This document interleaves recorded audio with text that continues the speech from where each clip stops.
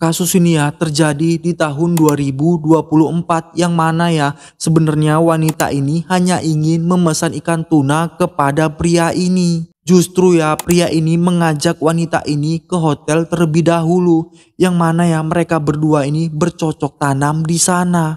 Tapi setelah itu pria ini mengatakan untuk datang ke rumahnya untuk mengambil pesanan ikan tuna yang sebelumnya dipesan oleh wanita ini. Yang dulunya wanita ini pernah menjalani hubungan rumah tangga dengan pria ini.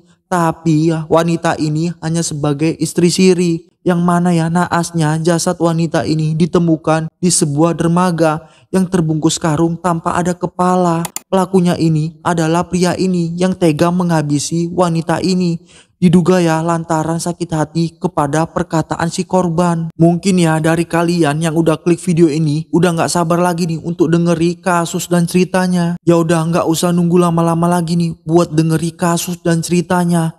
Ya udahlah langsung aja kita masuk ke kasus dan ceritanya. Tetap di Rangkuman Kisah Nyata.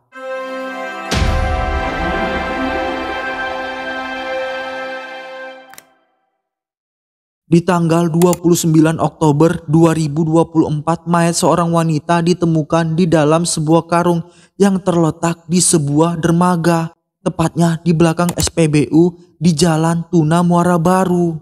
Petugas SPBU ini bernama Denny Jailani yang menyatakan bahwa mayat tersebut pertama kali ditemukan oleh seorang buruh kapal pencari ikan. Di saat yang bersamaan ya buruh kapal ini mau bongkar muatan ikan. Sebelum bongkar muatan ikan, buruh kapal ini terlebih dahulu mau ngopi terus ngadem di sana. Di saat lagi santuy ya buruh kapal ini melihat ke arah air. Pas dia lihat ya ke arah air ada sebuah buntelan karung yang mencurigakan di sebuah dermaga tersebut. Yang mana pas dia lihat dia pun melaporkan kejadian ini ke petugas SPBU. Denny yang menerima laporan dari buruh kapal langsung menuju ke lokasi. Yang mana Denny kemudian mengangkat karung yang terapung di air itu. Kemudian diangkat ke daratan. Setelah diangkat ya namun Denny ini tidak berani untuk membuka karung tersebut. Karena tidak berani membuka ya Denny memutuskan untuk menghubungi pihak kepolisian akan kecurigaannya dari karung itu. Yang mana ya polisi menuju ke lokasi. Setelah sampai di lokasi ya polisi ini membuka bungkusan karung itu. Yang saat itu ya waktu dibuka orang yang ada di situ kaget melihat ada jasad tapi tanpa kepala. Yang diperkirakan ya jasad itu adalah seorang wanita. Menurut Denny mayat tersebut dibungkus dalam 5 lapisan yang terdiri dari kardus dan selimut. Yang mana ya sebelum akhirnya ditemukan oleh mereka. Yang mana mayat itu terbungkus sangat rapi. Meskipun sudah mengeluarkan bau yang tidak sedap. Mayat itu pun ditemukan dalam kondisi separuh telanjang tanpa menggunakan celana. Yang mana pada hari itu polisi berhasil menemukan bagian kepala korban. Kepala korban ini ditemukan di daerah perumahan di kawasan Pluit, Penjaringan, Jakarta Utara. Potongan kepala korban ini berada di semak-semak dengan kondisi terbungkus karung putih. Polisi mengatakan lokasi penemuan badan dan kepala ini berjarak 600 meter.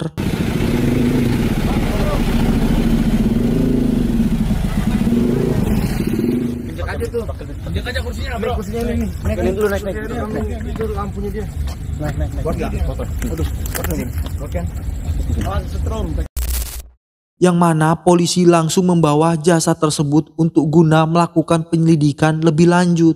Dokter forensik berhasil nih untuk mengidentifikasi korban sehingga pihak kepolisian bisa menghubungi keluarga korban. Yang mana pada jam 3 subuh pihak keluarga sudah membuat laporan ke pihak kepolisian. Yang diketahui ya ternyata korban ini bernama Sinta Handiana. Dari hari Senin pada tanggal 28 Oktober 2024. Sinta ini sudah tidak bisa dihubungi lagi oleh pihak keluarga. Hal itu pun membuat keluarga panik. Hingga anaknya mencoba mencari keberadaan Sinta dengan menghubungi teman-teman sang ibu. Naasnya setelah pencarian Sinta, di mana Sinta ini ditemukan dalam kondisi meninggal dunia.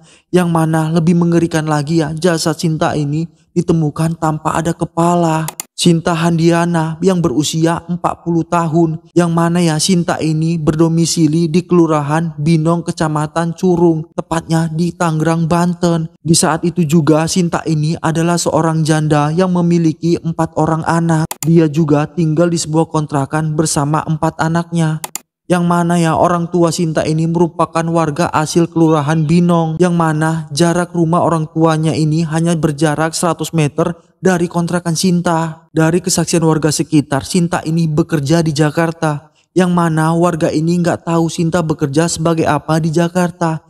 Yang pastinya menjelang maghrib Sinta ini berangkat kerja. Lalu keesokan paginya barulah Sinta ini pulang. Berbagai macam barang bukti polisi langsung mengetahui pelakunya. Pelakunya ini merupakan seorang pria bernama Fauzan Fahmi yang berusia 40 tahun. Yang mana ya Fauzan ini bekerja sebagai tukang potong hewan seperti kambing dan sapi. Diketahui ya Fauzan ini menggunakan pisau yang dipakai bekerja sehari-hari untuk memotong hewan yang digunakan untuk memutilasi jasad Sinta. Fauzan mengaku pernah menjalani hubungan dengan Sinta, bahkan sampai nikah siri. Namun saat itu korban ini sudah tidak lagi berstatus sebagai istri siri dari pelaku. Namun hubungan tersebut telah lama berakhir dan mereka tidak ada lagi hidup bersama. Peristiwa ini ya terjadi pada Minggu 27 Oktober 2024, tepatnya di malam hari. Beberapa jam sebelumnya ya keduanya ini bertemu di kamar hotel 502 yang berada di Jakarta Utara. Yang mana Sinta ini menghubungi Fauzan untuk memesan ikan tuna. Tapi ya nggak tahu gimana justru mereka berdua bertemu di hotel yang ada di Jakarta Utara. Fauzan yang saat itu mengajak Sinta untuk masuk di kamar hotel 502 yang mana mereka di sana sempat bercocok tanam. Setelah selesai semuanya ya Fauzan ini mengingatkan lagi untuk mengambil ikan tuna di rumahnya yang berada di kawasan Muara Baru. Masih pada hari yang sama sekitar pukul 21.00 WIB Sinta ini mendatangi rumah Fauzan. Maksud kedatangan Sinta ini untuk mengambil ikan tuna yang dipesannya. Di saat itu ya Sinta ini turun di luar gang rumah Fauzan. Ia juga menghubungi Fauzan untuk menjemputnya. Fauzan pun yang saat itu langsung menjemput Sinta dari gang tersebut. Setiba di rumah ya Fauzan ini mengajak Sinta naik ke lantai 2 rumahnya. Gak tahu gimana ya mereka berdua ini terlibat adu mulut. Yang sebelumnya keduanya ini naik ke lantai 2. Namun pada saat korban diajak oleh pelaku untuk naik ke lantai 2, korban ini tidak mau dan mengatakan saya tidak mau, takut ada istri kamu.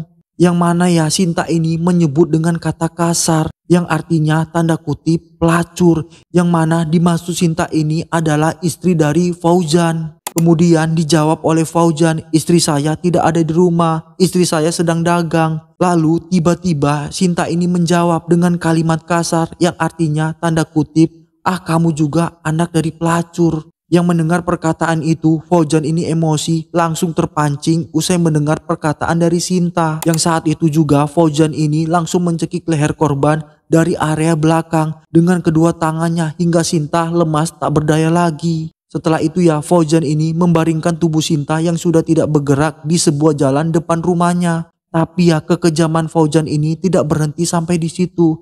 Ia kemudian kembali melakukan kekerasan serupa sehingga muka Sinta ini membiru.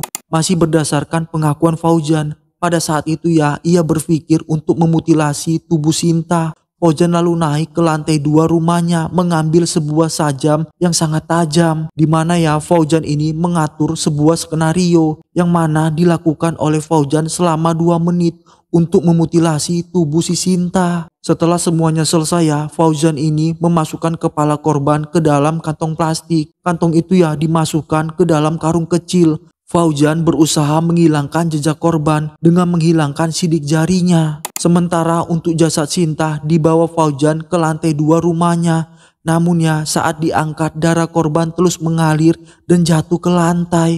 Fauzan kemudian melepaskan celana korban dan ia menggunakan itu untuk mengelap darah yang berceceran di lantai tersebut. Selanjutnya jasad korban ini disimpan di lantai 2 yang ditutupi sebuah selimut. Sekitar pukul 23.00 WIB, Fauzan ini keluar rumah dengan tujuan membuang kepala korban. Saat itu Fauzan ini menuju ke jalan Palairut pintu air Muara Baru yang bertepatan di Penjaringan. Selanjutnya Fauzan melemparkan karung yang berisikan kepala sehingga masuk ke dalam sela-sela tembok belakang rumah. Setelah itu ya Fauzan kembali ke rumahnya. Keesokan harinya pada Senin 28 Oktober 2024 sekitar pukul 07.30 WIB, Fauzan memberi perlengkapan untuk membungkus jasad korban. Setelah memperoleh semua perlengkapan yang dibutuhkan ya, pelaku ini membungkus jasad korban. Selanjutnya ya, pelaku ini menghubungi rekannya yang berinisial J, di mana ya dia minta bantuan untuk mengangkatkan bungkusan ikan tuna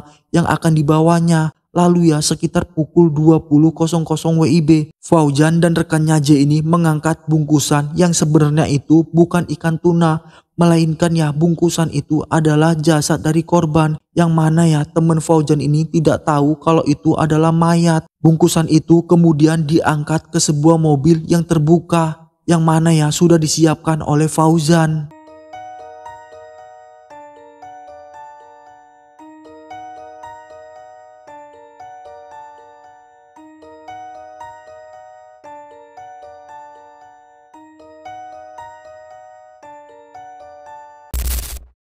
Kemudian Fauzan ini bersama J jalan menuju ke Bandara Soekarno-Hatta, di mana ya pelaku ini seolah-olah akan mengirimkan bungkusan tersebut menggunakan sebuah ekspedisi ke bandara. Setelah sampai di bandara ya, pelaku ini berpura-pura kepada J bahwa orang yang akan memesan barang itu tidak bisa dihubungi lagi.